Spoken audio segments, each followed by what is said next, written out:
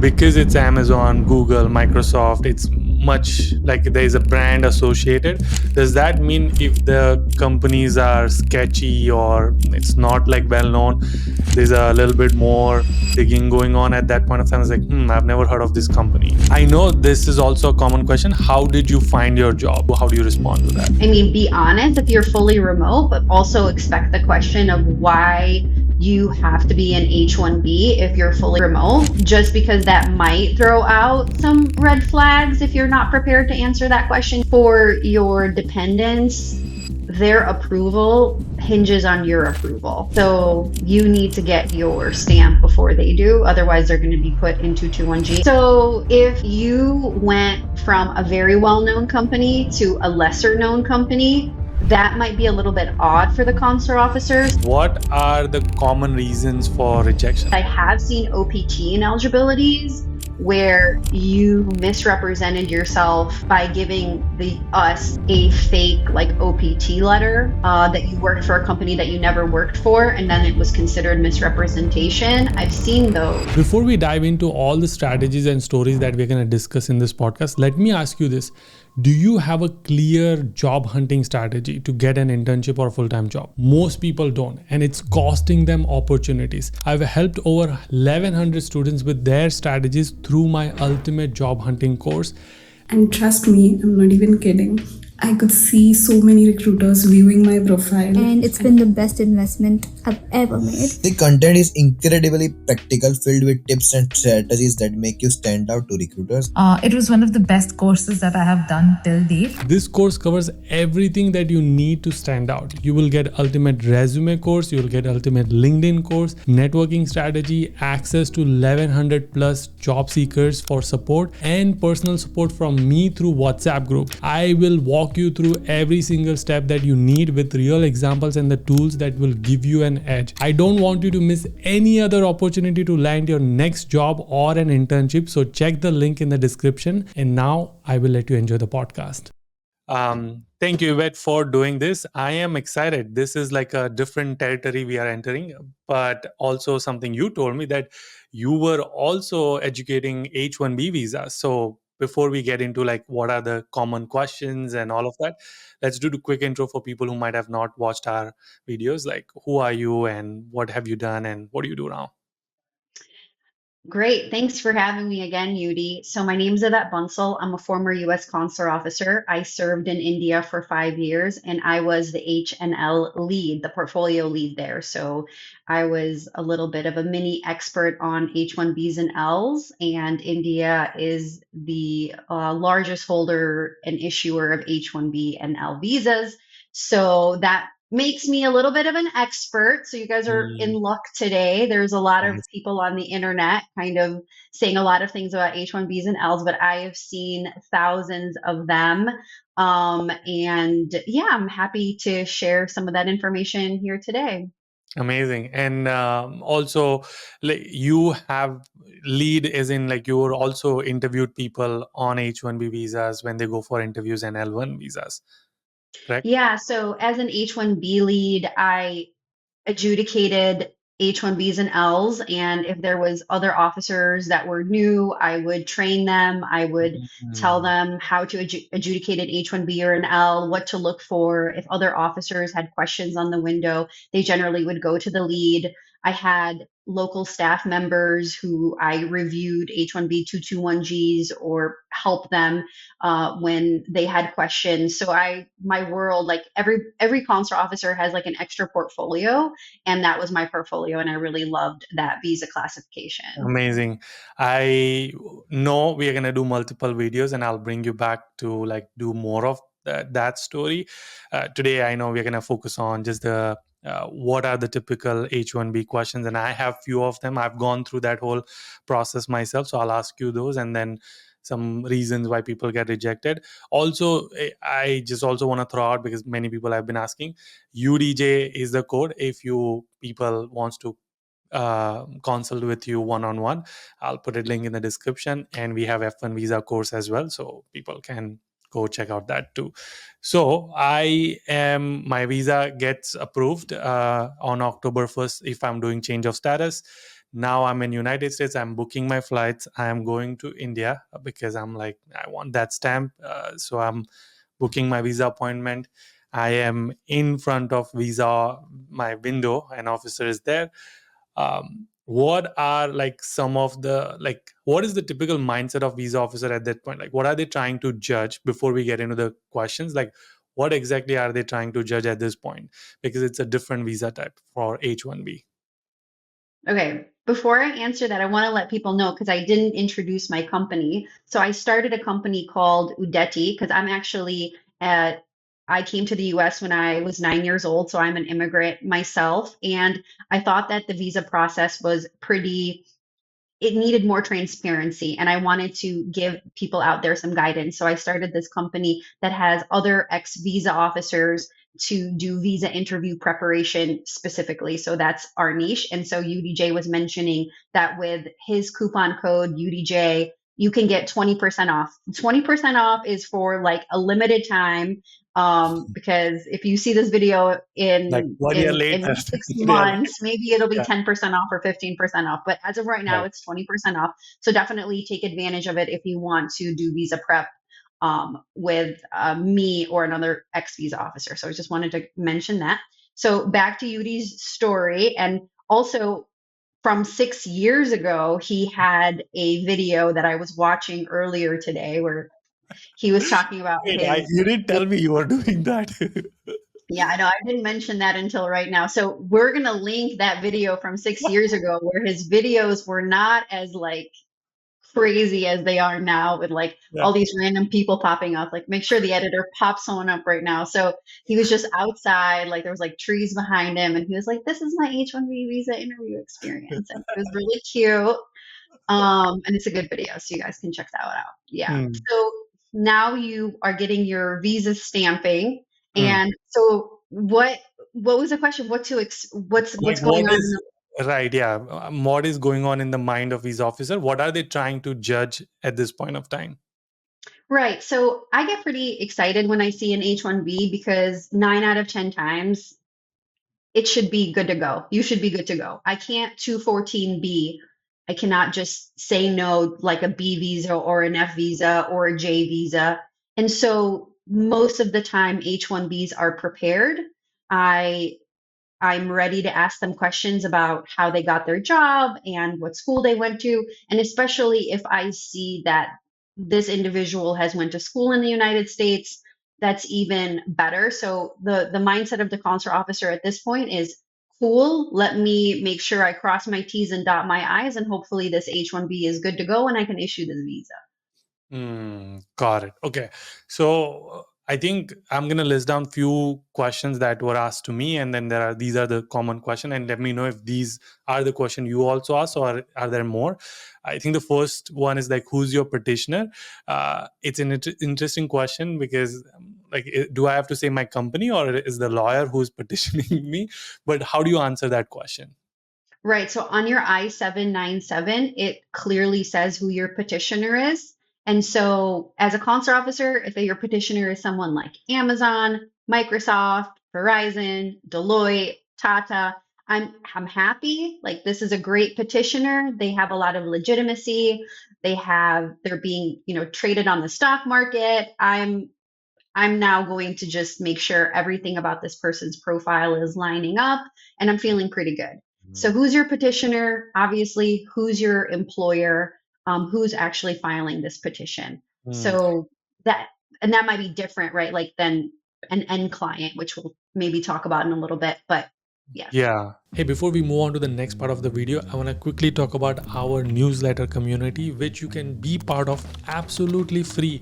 We are now going strong and we have more than 40,000 people in our newsletter community. So imagine 40,000 people are receiving my newsletter every single week, twice a week, where I break down all of the stories that we did and make it a valuable resource for you.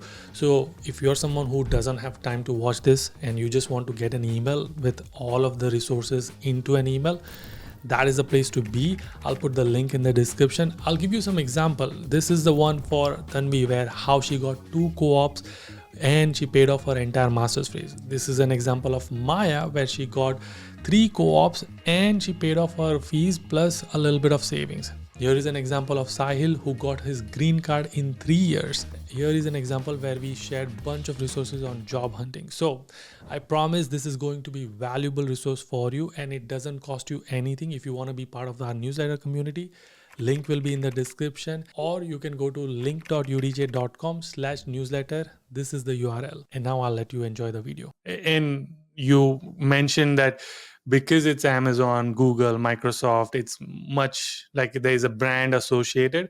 Does that mean if the companies are sketchy or it's not like well known, there's a little bit more digging going on at that point of time? It's like, I've never heard of this company. Yeah, there's a little bit more scrutiny for companies that are not as well known because if you see a petitioner like Amazon, you make assumptions about the quality of the applicant, but also you know that they have a physical location. And that is a big part of making sure that there is a job for this person to go to. So when you see those big companies, you're kind of settled like this person's probably going to be paid pretty well. Their education is probably good, and so there's just these things that make it a solid case. We'll get to the companies where you do feel like, okay, I've never heard of it, and what you're gonna like future scrutiny questions. But then the question, like, what if I'm working? Again, you mentioned Deloitte, but if the my company is like a contracting company and I'm like working for a client who is probably Amazon or Oracle or something like that, and if so, do you guys ask like who's your client, and if that like are you allowed to say who the client is?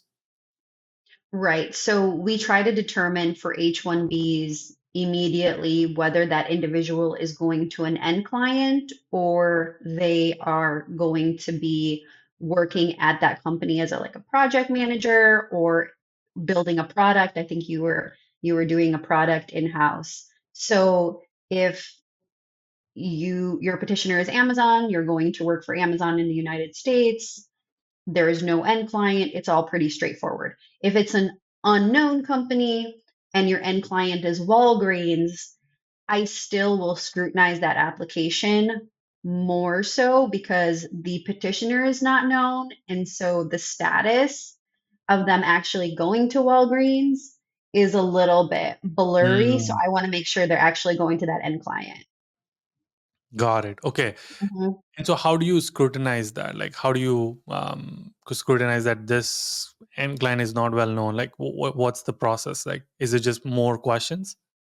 Yeah, so in this case, the end client is well known, but there is also situations where the petitioner is not known and the end client is also not known. And there's also situations where there's like all these middle vendors in the middle, so it can Yeah, get basic kind of dicey. consultancy, we call it. Yeah, so I ask them where they're going to be working. I ask them where, how, if they've worked with this end client before. So they could be like, I've worked with Walgreens already. They've been my end client. This is where I work. This is what I do. So if they've already been working with that end client, that is like a positive. If they've never worked with that end client before, then I start asking a little bit more questions to determine does this job really exist? So can I see your end client letter? What's your job role? And take it from there. Okay, we'll get to the documents part in a minute, but the another question that was asked to me was like, what do you do, or like what are your duties, what are your responsibilities? How do you respond to that? Like, does it have to match what I've said it in DS 116 in my application?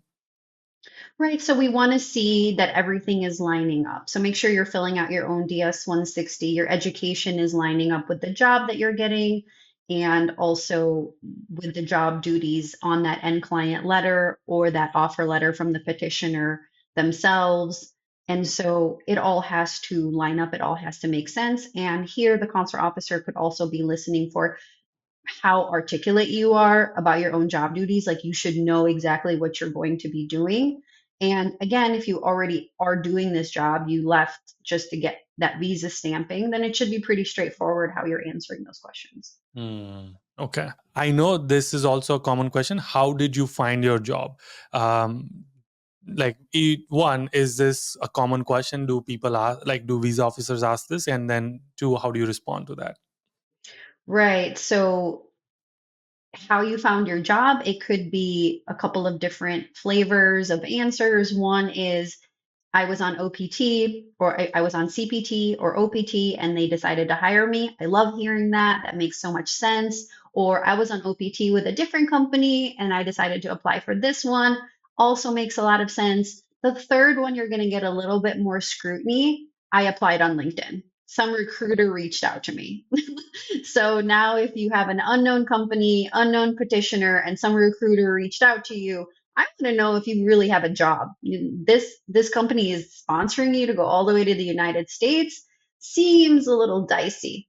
Does it happen? Obviously, it happens. But here is where my scrutiny and my questions and maybe 221G to make sure that everything is good. What is 221G for people who don't know? Right. So it's when the consular officer puts you into administrative processing to make sure that everything about your application, if they want to review it, they don't have a lot of time at the window. So if they want to review it further, you told them you found this job on LinkedIn. The end client and the petitioner are not very well known to the consular officer. They might ask you to submit your resume. They might ask you to submit the offer letter. They may ask you to submit the end client or the product. They might ask you to submit things about the companies themselves, like their revenue or the list of employees. It can get pretty extensive. Got it. Okay. Another common question: how long have you been working in the company or for the end client? Like, how do you respond? Like, what are you trying to know, and then how do you respond to that? Right. So if you've already been working for that company, maybe then I'll say, okay, great. Where's your W-2? I see your W-2. You told me you're working for a year. This is your salary. Your W-2 checks out. Great. If you've never worked for that company, then I'm just, again, trying to establish how you got this job, why you were hired. So versus somebody else. Got it. Okay. What about the scenario where student just graduated in May and or December, and the company has filed H1B in March? They haven't yet completed the entire year, so there's no W-2 because they got it in October and they went in November to get the stamp. What happens in that case? Like, they don't have W-2. Is it just they say like, oh, I just graduated in May and I got the visa, like my company applied for it, and I don't have W-2. It's a salary. Exactly. And yeah, exactly. They can offer the pay stub, the offer letter, some other information because the year is not up. Consular officer, that's a good answer. Just explain. Okay. And back to how did you find your job? So I found my job through career fair. Is that or a conference? People usually go to conferences or career fair. So if I say I went to this career fair, I met a recruiter there, and like, that's how we got connected, and they offered me an interview. And then, is that fair to say? Yeah, absolutely. Just have the details, if especially that if you found it on LinkedIn, just be prepared to discuss the details. Just gauge the consular officer and how much they want to know. It could be that they want to know that you had 5 rounds of interviews, what type of interviews you had. That's getting a little bit more extensive. But if you're somebody who I would say is coming from India or another country into the US for the very first time, it's a very fresh H1B, then it's not unusual for those questions to be asked. Got it. Less so for people who are been working for that company for some time. Got it. Okay. If it's a product-based company, then do you typically ask like what is the product you are working on, and if so, like what are you trying to understand from that? I always ask what the product is. I'm trying to understand, can you actually explain your product? Do you know what you're doing? So I'm just gauging your credibility. So make sure that you answer concisely and clearly. Don't try to dumb it down too much for the consular officer. You're like, I don't even know what a good example of dumbing it down is, but you don't have to get very technical and verbose, but be concise about what your product is. The consular officer will, follow. If it's a little technical, it makes you sound more credible, more legitimate. And we want to know, is it something big? Because if it's something big, when we ask you, so where is your work location, and it doesn't match up, then you may have some explaining to do. Like, okay, maybe I work on one component of the project. So just make sure that all these Mm, things are being assessed, and don't get mm, like nervous if the consular officer kind of throws something at left field. okay. Again, going into one specific example, my company was a startup, which was a product based company, got bought out by this giant corporation, which has 30,000 employees. And if they're asking me, the company, like they have multiple things, but I specifically work on product. So I still focus on product, not the what company is doing. Correct? Well, if they specifically ask you about the product, then answer that question. But you may want to give an overview of what the company is. This is a company, 500 people. This is what they do. Within that company, I work on this product. Got it. Okay, cool. One of the most common question I think usually get asked is, what is the location? What is your office location? Mhm. And if the headquarter is different than the location that you're working on, or if it's a remote, like how do you answer all of these questions? Yeah. Right. So be honest, and you're going to have documentations in your LCA. Things are going to be spelled out in terms of where you're supposed to be working. So make sure that you're honest, make sure that you're accurately describing what your work location is, maybe how many people are in that same building. If it's different than headquarters, be prepared to answer questions about that. If it is headquarters and it's a big building, then make sure you say, hey, it's headquarters, there's lots of offices, or we work in this location. So I mean, just answer honestly about your work location. Just be honest. And if it's a remote job, like if the office is in Mountain View and I am working from Chico, which is like a 3 hours drive, I'm not going to the office, but I'm like, my boss and my company is okay with me being remote. So in that case, I mean, be honest if you're fully remote, but also expect the question of why you have to be an H1B if you're fully remote. Mm, So just because that might throw out some red flags if you're not prepared to answer that question, and it could be like, I need to be on this time zone, or I might have to do site visits. So just be prepared for that follow-up question. interesting. Okay. What again? I think another common question is like, what is your salary? Is it, what if I've gotten a promotion when I'm going to an interview? So anyway, what is your salary? And then if my salary has changed by $15,000-$20,000 more. Yeah, I mean, I would mention your most recent salary and have an updated like promotion letter or offer letter. Here, the consular officer just wants to make sure that you are getting paid what the company says that you should be getting paid. Um, I don't think that wage has really been an issue in India. Most people meet those wage requirements that have been set. So it's just kind of a check box of how much are you getting paid.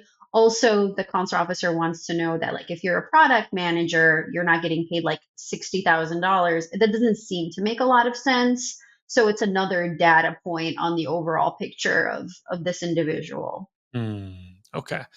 And then what's the highest level of education? I think this is another common question.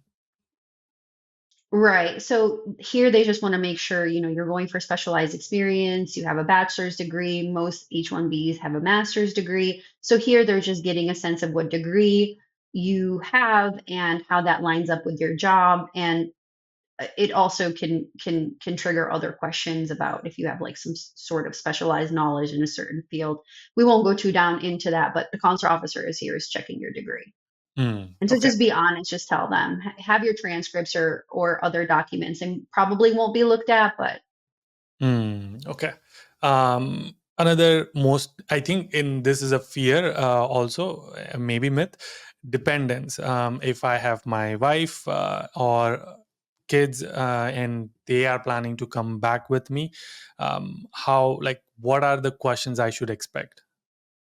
So for your dependents, their approval hinges on your approval. Mm. So you need to get your stamp before they do. Otherwise, they're going to be put into 21G. And I've seen H4s come before their spouse, and that just causes unnecessary delays. So the only thing to expect there is, when did you get married? Maybe tell me how you met your spouse. Where was your child born? Do you have your birth certificate for your child? Do you have your marriage certificate? Do you have wedding pictures? So to be prepared, have all those things and just expect Mm. those questions. Don't be taken aback when they ask you, what was the first date that you had with your wife? Like, that could be a question. Nice. Okay. I'm trying to think of when I did have, but it's long back. I remember February 9th. I remember. So, but do they have that information that I have already filed H4 for my wife or like my kids? Hmm. Yeah, it should show up as a family in the system. Okay. What are some of the less common questions which officers do ask and people are like surprised sometimes? Like, okay, I did not expect that question. Mm, yeah. How many employees does your company have? Mm. How many offices does your company have around the world? Oh wow. Like how would Um, I know that? Like I mean if I'm thinking of my company Excel, like I know it's 30, 26, 27,000 employees. Do I have to have the exact number? I mean, they want to know if you know the size of your company, um, maybe how many offices. I mean, you should ask less common questions. These are less common questions. These are definitely less common. But like if Um, I'm just thinking I was not asked this question, but if they asked me, I would have said at least that time it was 26, 27,000. But I wouldn't know the exact number. I would just say, it's like, just being in the ballpark is good enough, but like, if you're going for a company and you're off by thousands, or you just have no idea, okay. I Interesting. mean, you're getting sponsored for an H1B. Like, the consular officer wants to make sure that, you didn't pay for your own petition, like, what's going on. Hmm. Um, yeah, Okay, got it. How many offices? That is also interesting. So, mm, I mean, all over the world, like that could be like London, Australia, all of these companies. Oh, wow. less common question, right? Like, if you're not answering some of those common questions correctly, you're like, a recruiter reached out to me on LinkedIn. I've never been to the US before. Your English is weak. You Mm. can't talk about the job that you're doing. It's like, okay, so what do you know about your company? So, like, this is going, this may be more questions like, okay, like, Mm. convince me you know something about the company. Got it. So Got it. that's where Okay. it could, yeah. Hmm. What? Or Yeah. the consular officer could be curious too. Like, if you're going to some startups in California and you're doing some cool stuff, like, the consular officer might be like really curious, like, what do you do there? Like, how Mm. did this company start? Um, why did they start this company? Do you know what the revenue of this company is? Do you know how much your product sells for? So it could also be like a mix of curiosity too, but at the same time, like, if the consular officer is curious and you all of a sudden clam up, that's probably the worst case scenario. Got it. Okay.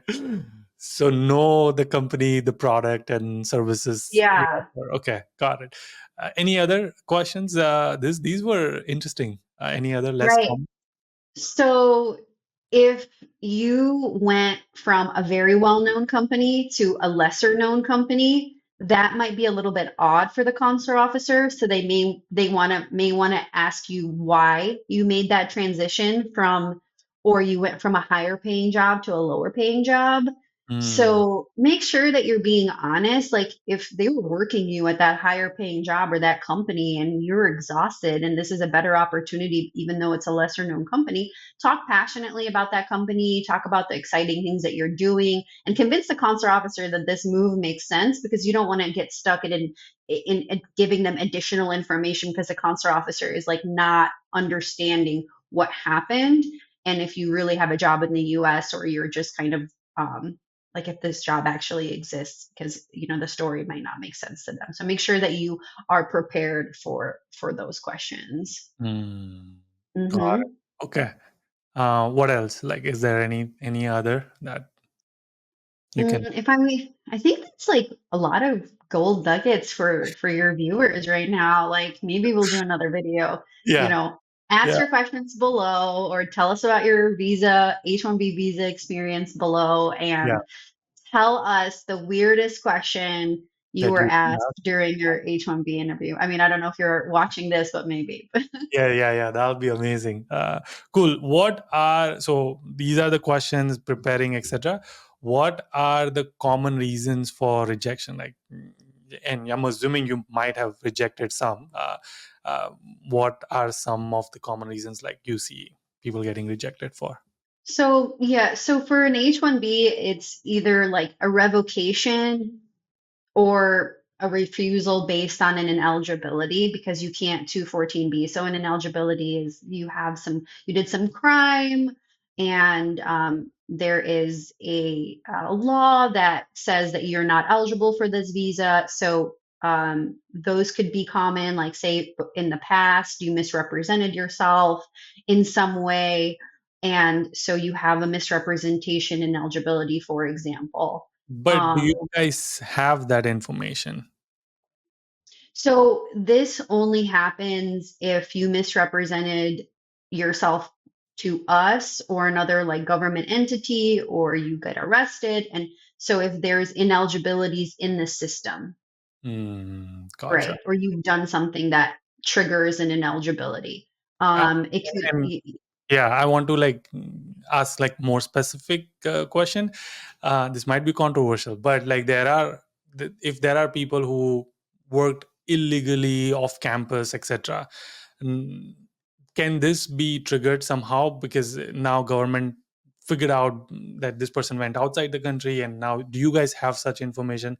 Can this be a point of like, okay, this is why we I can? have never seen that. That's not technically an ineligibility. Mm, And unless somebody reported that to us, I mean, working illegally off campus is different than overstaying on a visa. So if you've overstayed on a visa, that could trigger ineligibility depending on your level of overstay. But as long as nobody reports that you worked off campus, we don't really know. But people do report it. Like sometimes if your friend doesn't like you oh anymore, yeah. they'll Yeah. call you, they'll message us, and that can affect you getting your F1 visa renewed. But I don't think it would necessarily affect your H1B. I've Mm, seen ineligibilities, and I don't want to go too far into ineligibilities, but I have seen OPT ineligibilities mm, where you misrepresented yourself by giving the us a fake like OPT letter, mm. that you worked for a company that you never worked for, and then it was considered misrepresentation. I've seen those. So Yeah. something like that, or Got it. something very egregious. So that's like ineligibility is one of them. What are some Ineligibility of? is one of them. And then the revocations based on something in the petition, you not having a job. So the most common is you not having a job, like that company in the United States like doesn't really exist, isn't doing the product that it says it's doing, doesn't really have employees at the location it says it should. Any new information that USCIS doesn't have that is uncovered during the interview, you give me an end client letter that says that you're going to work for Walgreens. I'm thinking, based on the way you're answering your questions, you're not going to work for Walgreens. You don't know what your job is.